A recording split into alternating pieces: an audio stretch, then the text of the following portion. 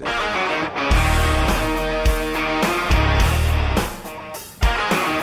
welcome back to the show. I'm your host, Lance Roberts, talking with Mila Golovine and Ahmed Abdulmajeed. I'm getting it. Yes. I am slowly but surely getting it. I have a question for you, Ahmed. So you were a cardiovascular surgeon in Iraq. When you come here to the States, you obviously have the medical knowledge that's in your brain, right? That didn't go anywhere. What's the process for you to get back into cardiovascular surgery in the United States, or do you want to? So, yes, I did the cardiovascular residency in Iraq. Okay. And when I arrived to the U.S., in order for me to get back into it, I need to do 2 exams, the USMLE exam, the United States Medical License exams, to get my boards matched. They won't match the residency, but they will match my degrees.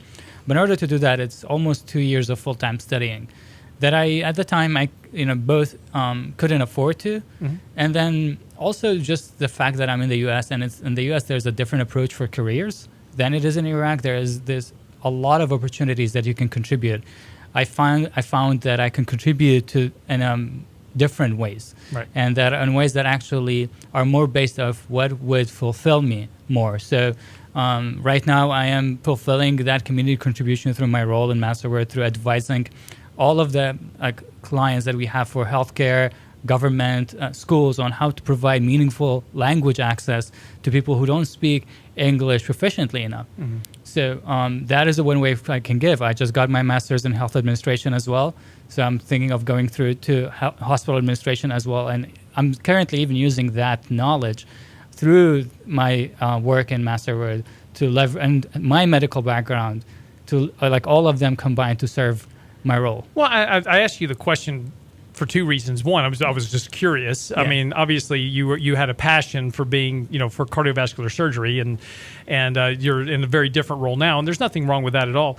But the second thing is that one thing Donald Trump had talked about on multiple occasions, and especially when it comes to immigration, is merit-based immigration. And it's talking about people just like you that have a real skill set, have the ability to contribute economically to the country, build out that economic fabric, become part of this, versus, just kind of unbridled immigration into a country, and which has other economic impacts from that standpoint. And so I find it very interesting that, somebody like yourself with this background coming here, and you're finding a different opportunity to build yourself in a career path that you want, using a skill set that you had previously. One thing we talk about on the show a lot, and as I said earlier, I've spent a lot of time traveling around the world, and I'm interested to get both of your opinions. With Mila, you being from Russia, and Ahmed, you being from Iraq. Over here where we've got people, going into the street, and they're burning flags, and they're rioting, and they're beating up police officers, and on social media they're saying all kinds of wild and outlandish things. I've been in countries where if you do that, you kind of disappear. And we've lived in those countries, I think, both of us. Yeah. So, Mila, that's a good point.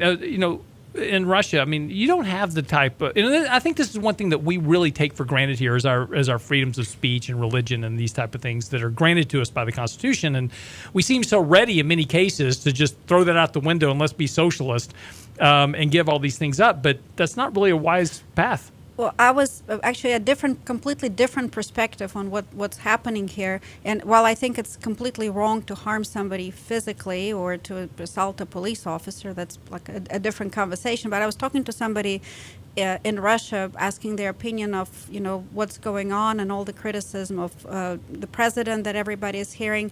And the thing that person said was, count your blessings when you can live in a country where the president can be so actively criticized. Because if you live in a country where there is 100% approval rating, you find yourself in North Korea.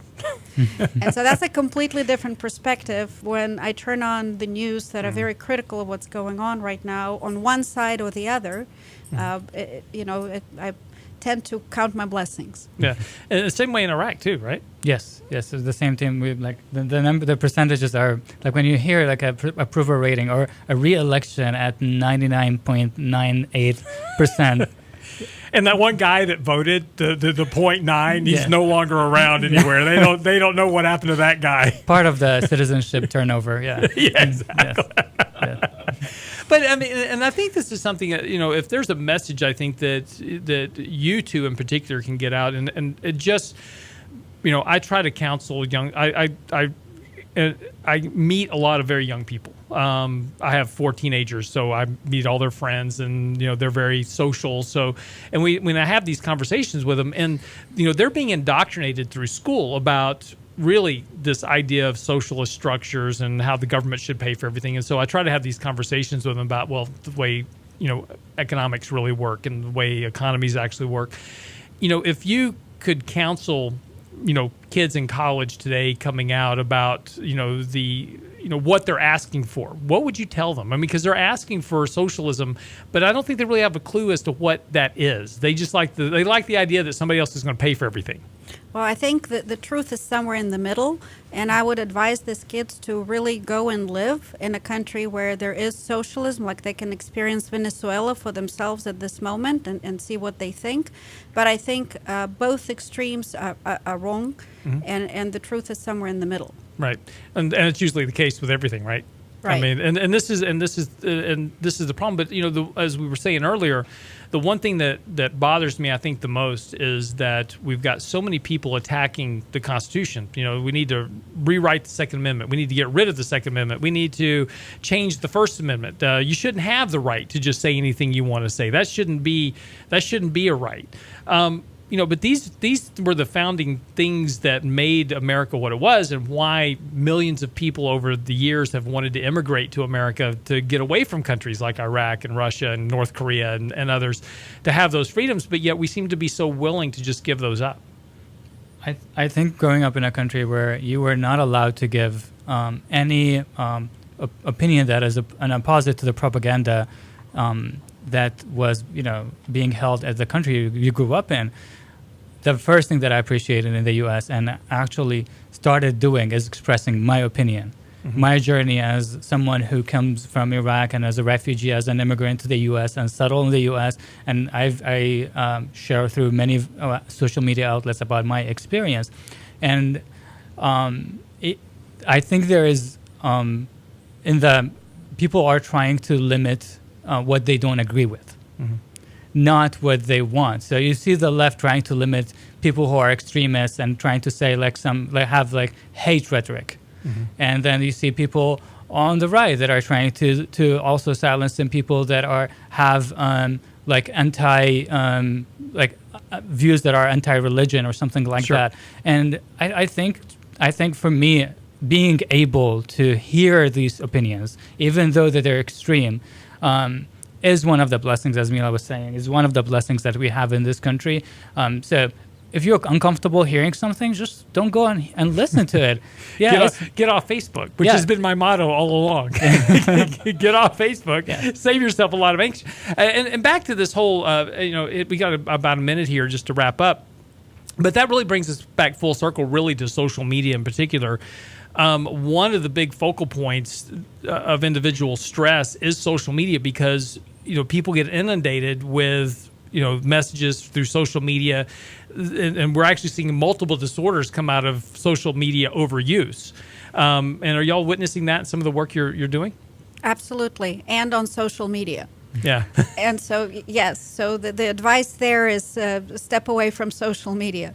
It was interesting. I was just on vacation with my family last week, and for a whole week, I didn't turn on the news. I didn't pick up social media, and just spent time with my family. And I tell you what, it was hard coming back to work and having to watch the news and keep up with what's going on and keep up with social media.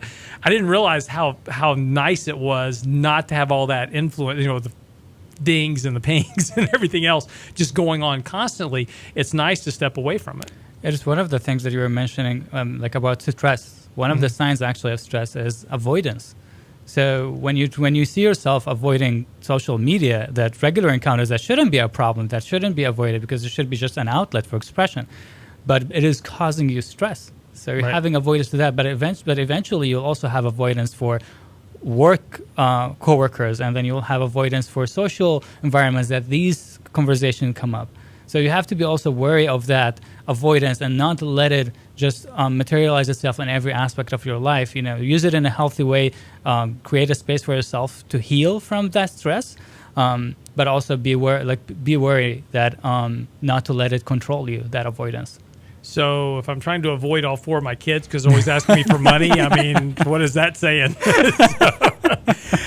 Ahmed Abdulmajeed, thank you so much for your time today. Mila Golovine, thank you so much for your time today. We appreciate it. It's an interesting perspective from two people from different countries, and you know, looking at this kind of environment that we live in today, because so many people simply take for granted what we have, and it's important for people to see it from another perspective. So I appreciate both your times. Thank you for your time. Thank you. Thank you.